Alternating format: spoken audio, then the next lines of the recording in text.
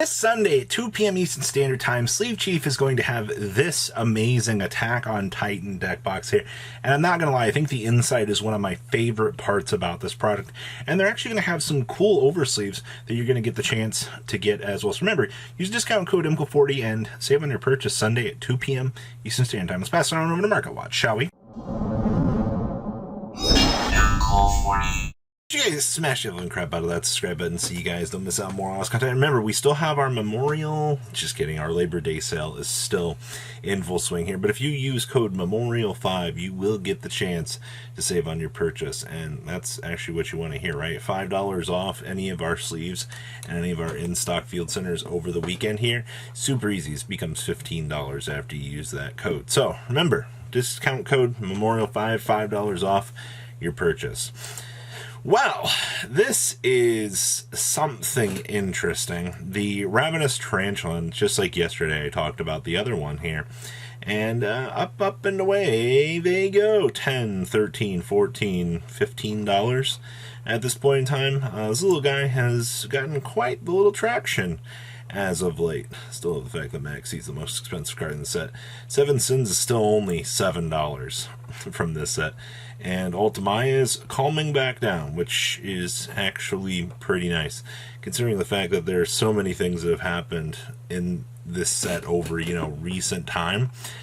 Very, very interesting, but the Ravenous Tarantula, the fact that this card even gained anywhere near the amount of value that it had at the pace that it had it, I think is honestly kind of interesting, to say the least. Kuwaki Meru Gravy Rose. Oh, well. What's most interesting to me about this, you're going to notice 12 listings here. Now, it's just what? You can, during each of your standby phases, you can send a level 3 or lower monster from your deck to the graveyard. Is that all this thing does? This is a 1900 on a plant monster, but we're at 12 listings right now for this. On upwards to $30. You can get a unlim down there for like a little bit of money for $9, but how are the ultras holding up for this? I am very curious if this is... Oh, cool, ultras are also bumping up with only 13 listings. If I had to guess, this is probably some sort of old format push where we're seeing something move, possibly in Edison. So not exactly all that surprised to see this, because how many old movements have we seen? We recently just seen Zeta Reticulant go up in value. So the fact that people have come back to Gravy Rose here and they're like, hey, there's some sort of movements shifting around in here. Okay. Bond between teacher and student, and guess what? This is Dupo related. I cannot stress enough, well, actually dual power. I can't stress enough out here. This card in its earliest inceptions, I think, was $3 on release. And oddly enough, there was a price point up here where these were way more insane. $7.50 is where we're at right now. Unlim's pushing it $7.50 to $8. I didn't even know this set had an unlimited printing as of late, but you got to thank the Dark Magician support out here. Also, I don't know what more you want me to tell you. The fans of the anime are always going to be the ones that are going to be running a lot of the collector's market, and that's why you're going to see a lot of things randomly like this that'll be money, because you'll be like, what in the world? Some random Dark Magician card is worth something? Yeah, it is.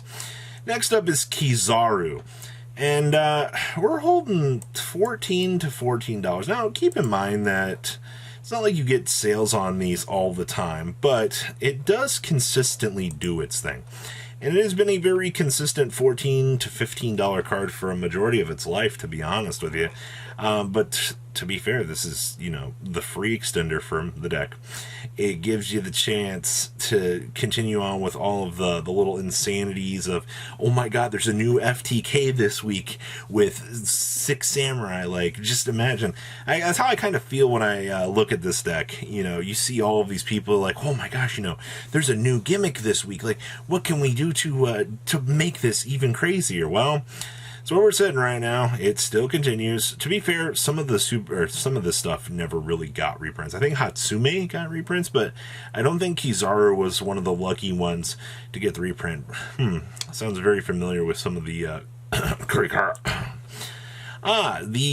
Yu-Gi-Oh! Zexal World Duel Carnival promos. Now, you might not know this, but if I recall, these were video game promos that were only released in the EU and Australia, because I do see a German version here for $44. You can get one for $26. So these didn't get a stateside release, which is kind of interesting. You also had the Snowplow Russell for $30, and the special schedule, which was $16 at this point. This is technically the highest rarity that is available for this subsection of things. Now, with that being said, I mean, should you run out and, dump all this money into Night Express Nights? No, they're probably much cheaper on the card market website than they are on TCG Player. But this is just one of those cases that you take a look at something and you're like, oh, I didn't even know that was available. Okay. Favorite contact. So good news. Even though we've seen infinite buyouts of, oh my gosh, X card didn't get reprinted. I can't believe this. The good news is favorite contacts, luckily, have not jettisoned up in price. If you're somebody that was kind of like, oh, favorite contact's going to see a reprint in the tens, it did not, to my knowledge, which means that, guess what? Alright, you can pick these up at, a pretty decent price point still. I'm not going to lie, a hero card for $3 isn't exactly going to break the bank. Alright, you do have to consider some of the value that does exist in some of these types of products, so maybe you can hold out and see if it drops down even more. Who knows? Pot of Avarice. Boy, oh boy. These Ultras from DR04, I like the jettison down from the 75 to the 72, and it just looks so dramatic. Last light placement for 71. That's it. That was the last sale. That was so much time ago. This card has held $70 for a majority of its life, and I don't foresee that actually changing. Like, it is just straight the cruise control of things. You can get the pot collection one for $25. A lot of people are very excited for that. Our Ulti First Edition's holding up these days. This is one of those cards that you look back on and you're like, oh, I forgot that existed. You get my place for $85. Wow, that's pretty low. I do see that we had First Edition sell for, Unlim for 110, 212 for a first. So we can get Light Play for 170. Okay. Coach King Wolf Barks. He's really going up. What's going on here? I don't really... Judgment of the Light, First Eds. $10, yeah. People are paying $10 for First Eds. I'll just buy my Unlims for $1.25 and I'll call it a day. I'm not spending real money on these things. Red Eyes Black Metal Dragon from Joey's World as a common. Yeah, this is one of those cards that you found in your bulk back in the day and you're like, wow, that's actually worth $4 to $5. And it actually is. I don't know what to actually say about this. This is genuinely quite impressive. Okay, Mischief of the Time Goddess.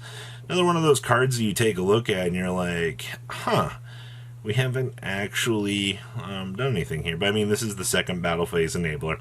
It is for Valkyries. And I'll be honest with you, these are down from where they formerly were. If I recall, so we're pushing $9-10 quite some time ago. Not like I look in on Valkyrie Support every once in a while here, just out of curiosity. This is one of those cards that you're like, okay, this is pretty cool. So interesting. And then this one caught me off guard. So, Tour Guide from the Underworld for the Dual Overload alternate art version. $14. These just got cratered off the face of the market. I actually had somebody come through and pay me $5 a piece on some of the ones that I had, and I was like, oh, okay, I'll take that free money. But this is just one of those things that you look at and you're like, what in the world has happened here? And yep, this is a case of people want the alternate art. People don't want the horribleness that is the gold rare. And I understand gold bleh arts are not exactly on the top of people's agenda at the moment. So, very interesting to see the rapid, crazy buyout of this. I am very curious to know how this is going to hold up in the near future. So what do you think about today's market? Please leave a comment down below. Tell me what you guys think, and I'll see your beautiful faces back here later today, guys. Peace out. Patrons, thank you.